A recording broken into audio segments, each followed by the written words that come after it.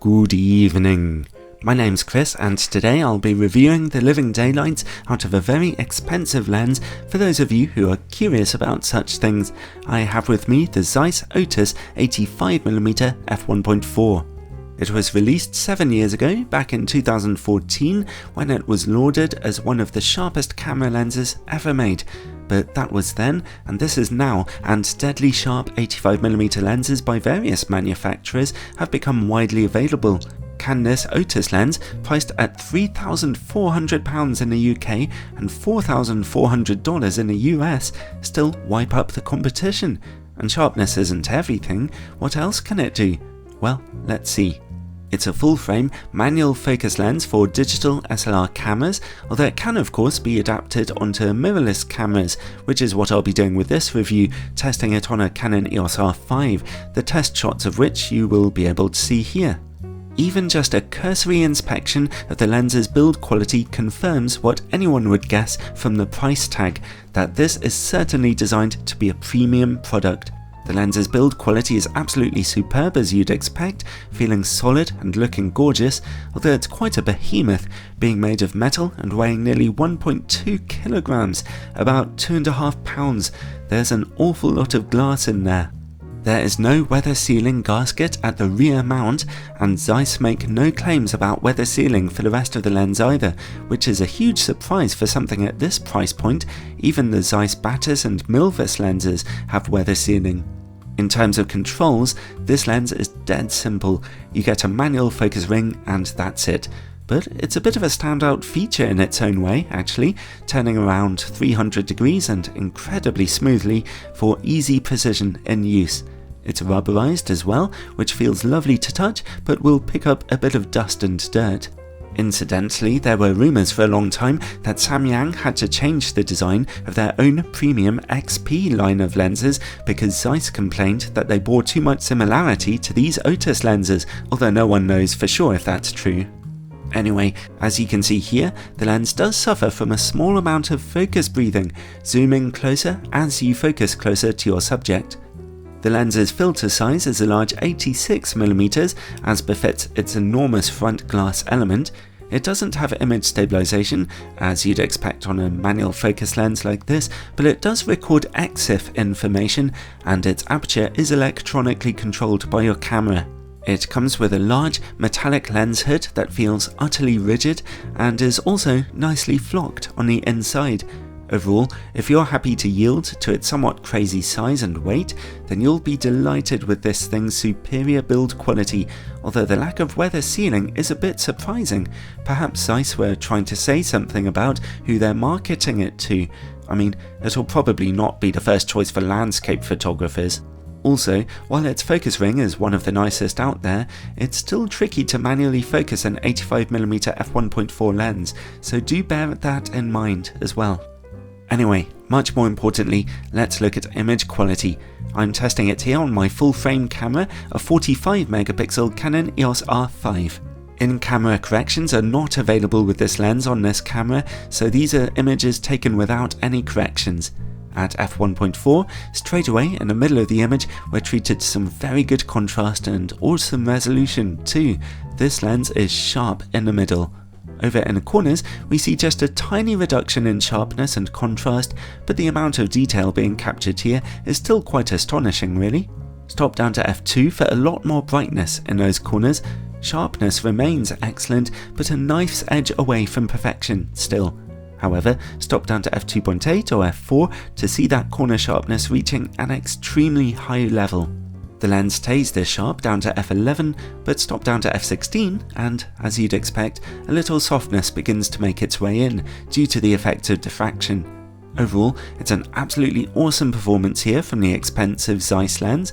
I suspect that its corner sharpness, while truly excellent, might not quite be up to the same standard of Canon and Sigma's newest 85mm lenses for mirrorless cameras, but still no one in the universe would notice the difference in real life shooting.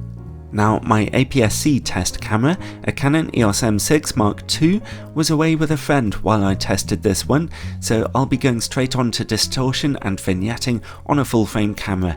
The lens projects almost no distortion at all. At f1.4, there's quite a lot of vignetting.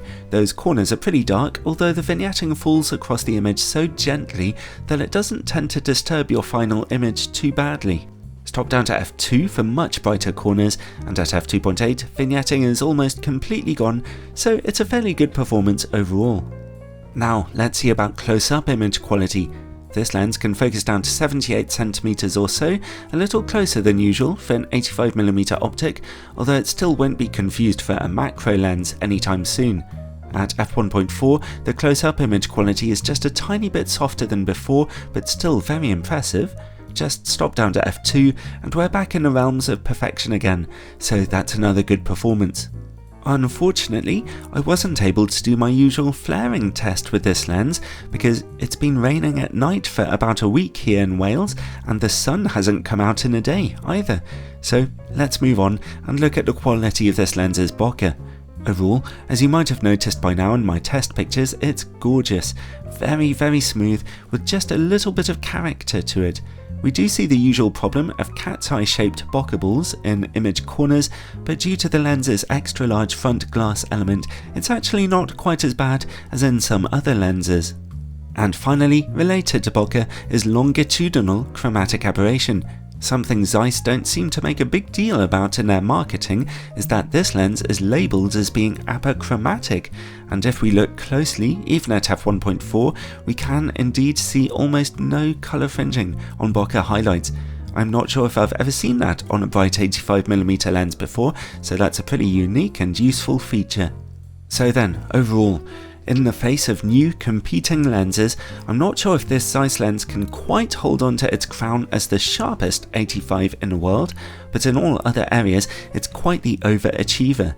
Aside from its gorgeous, if unweather-sealed build quality, it has low distortion, and a little less vignetting than average. It also has a better than average close focus distance with good close-up image quality, almost no longitudinal chromatic aberration, and very nice quality bokeh, as well as good colours and contrast.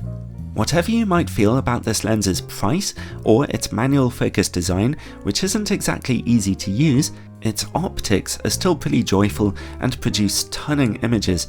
While very few people might consider this lens to be good value for money, and I don't, it's still one of the best I've yet handled, and so it does have to come highly recommended.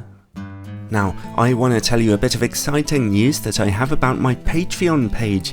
Each month, for my Patreon supporters of just $3 a month or more, I'll be uploading a fun little video of exclusive content as a way to say thank you, and those videos will cover all kinds of things. There'll be behind the scenes videos of how I test camera lenses, the lenses I recommend for various different kinds of photography, and also video location tours of some of my favourite shooting locations, as well as landscape photography tips that I've picked up from them. There'll be other videos about unusual shooting experiences I've had, like guerrilla filmmaking in Turkey and my tips for wedding photography. And finally, just for fun, there'll also be some totally random, non-photography related videos about some of the craziest experiences I've had in life, from teaching English in South Korea to trying to manage a 24-hour pizza restaurant, and the craziest experiences I've had taking weddings as a vicar, including the time I had to lead all the music on my guitar in a music group while simultaneously being the official wedding photographer.